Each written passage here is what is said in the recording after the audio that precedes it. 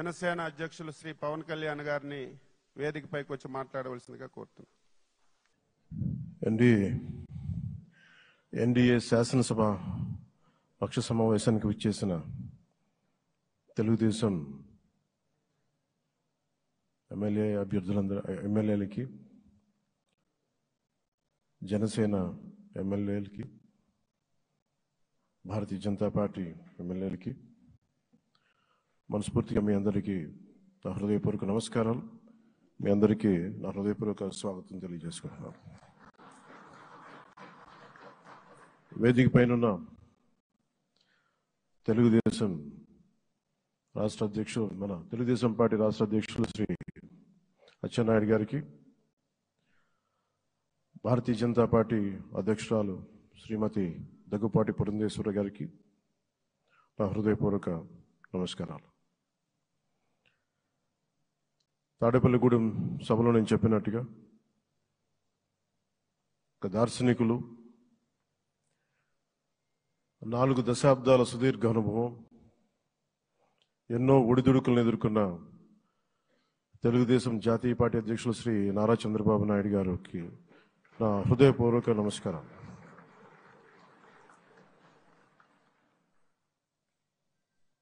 గత దశాబ్ద కాలంలో రాష్ట్ర విభజన జరిగినప్పటి నుంచి ఆంధ్ర రాష్ట్ర ప్రజలు నలిగిపోతున్నారు. గత 5 సంవత్సరాలుగా మరి రాష్ట్రంలోని విపత్కర పరిస్థితులు తెలుసు. మనందరం సమిష్టిగా పోరాటం చేసి కలిసికట్టుగా ఉండి అద్భుతమైన మెజారిటీలతోటి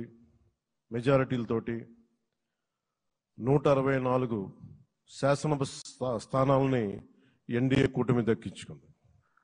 అద్భుతమైన విజయం. 21 పార్లమెంట్ సభ్యుల్ని మన సెంట్రల్ హాల్లో కూడా మాట్లాడుతూ ఉంటే అందరికీ ఆంధ్రప్రదేశ్ విజయం, తెలుగుదేశం, జనసేన, భారతీయ జనతా పార్టీతో కూడిన ఎన్డీఏ కూటమి విజయం దేశం మొత్తం చాలా ఒక స్ఫూర్తినిచ్చింది. ప్రతి ఒక్కరి విజయాన్ని వారి రాష్ట్రాల్లో ఎలా దీన్ని ముందుకు తీసుకెళ్ళాలి, ఒక్క ఓటు చీలకుండా అలయన్స్ అంటే ఎలా ఉండాలి అనేది మన ఆంధ్ర ప్రాంత ప్రజలు, మన ఆంధ్ర రాష్ట్ర ప్రజలు మనందరం కలిసి కట్టుగా చూపించాం. 2021 మార్చి 14న ఇప్పటం సభలో నేను ఒకటే తెలియజేసుకున్నాను, ఆ ప్రభుత్వ వ్యతిరేక ఓటుని చీలనివ్వను. ఆ మాట మీద ఉన్నాం, ఆ మాట మీద నిలబడ్డాం. ఒడిదుడుకులు ఎదుర్కొన్నాం, తగ్గాం, కానీ నిలబడ్డాం. ప్రజల నమ్మకాన్ని పెంచాం.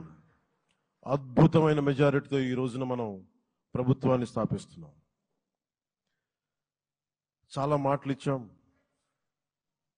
పొద్దున కూడా జనసేన లెజిస్లేటివ్ పార్టీ మీటింగ్లో నాయకుడిగా ఎన్నుకున్న సందర్భంలో మాట్లాడుతూ మనం చాలా మాటలు ఇచ్చాం. ఇది కక్ష సాధింపులకి సమయం కాదు, ఇది వ్యక్తిగత దూషణలకి సమయం కాదు. ఇది 5 కోట్ల మంది పైగా ప్రజలు మన మీద నమ్మకాన్ని పెట్టుకున్నారు. మన మీద మనందరం ఉమ్మడిగా, మనందరం సమిష్టిగా ఆంధ్రప్రదేశ్ ప్రజలు ఏ అభివృద్ధి అయితే కోరుకుంటున్నారో మనందరం సమిష్టిగా దీన్ని ముందుకు తీసుకెళ్ళాలి, అభివృద్ధి పథంలో నడిపించాలి.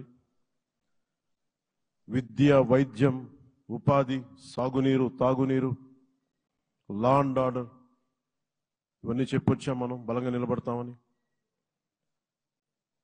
అలాగే మేనిఫెస్టోలో, ఉమ్మడి మేనిఫెస్టోలో చాలా మాటలు ఇచ్చాం. వాటన్నిటినీ బాధ్యతగా ముందుకు తీసుకెళ్లాల్సిన అవసరం ఉంది. ఇలాంటి ఛాలెంజింగ్ టైమ్స్లో ఒక సుదీర్ఘమైన అనుభవం ఉన్న నాయకులు కావాలి. 4 దశాబ్దాల అనుభవం, అభివృద్ధి మీద అపారమైన అవగాహన, పెట్టుబడులను తెచ్చే సమర్థత, ప్రతిభ. విదేశాల్లో ఉండే నాయకుల్ని, మలేషియా దగ్గర నుంచి, సింగపూర్ దగ్గర నుంచి, యూరోప్ దగ్గర, అమెరికా నుంచి, ఆ దేశాల అధ్యక్షుల్ని తెలుగు రాష్ట్రాల వైపు దృష్టి మళ్లించేంత శక్తి సమర్థత ఉన్న శ్రీ నారా చంద్రబాబు నాయుడు గారికి, ఆయన నాయకత్వం చాలా అవసరం,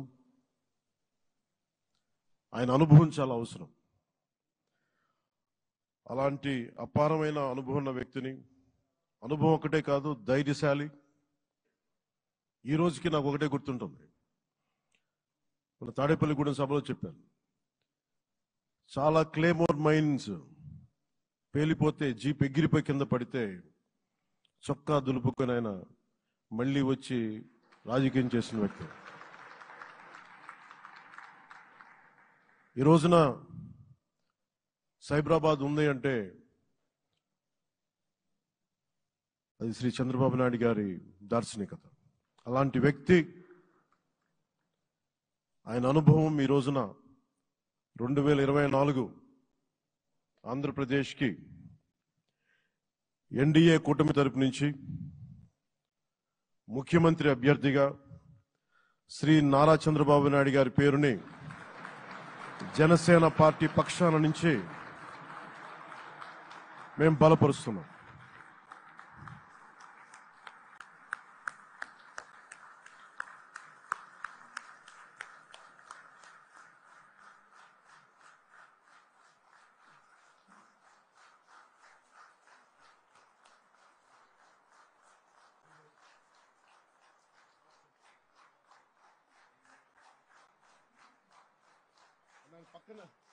ఇది నేను ఆయన పక్కన పెట్టుకుని చెప్పాలి. ఆయన నలిగిపోయారు. జైల్లో చూశాను ఆయన. పాపం భువనేశ్వర్ గారి బాధను చూశాను. నేను అనుకున్నాను, అమ్మ మీరు కన్నీళ్ళు పెట్టకండి, మంచి రోజులు వస్తాయని చెప్పిన మంచి రోజులు వచ్చినాయి. వారికి మనస్ఫూర్తిగా వారికి నా హృదయపూర్వక శుభాకాంక్షలు. మీరు అద్భుతమైన పాలన ఇవ్వాలి అందరికీ మనస్ఫూర్తిగా మీకు నేను తెలియజేసుకున్నాను సార్.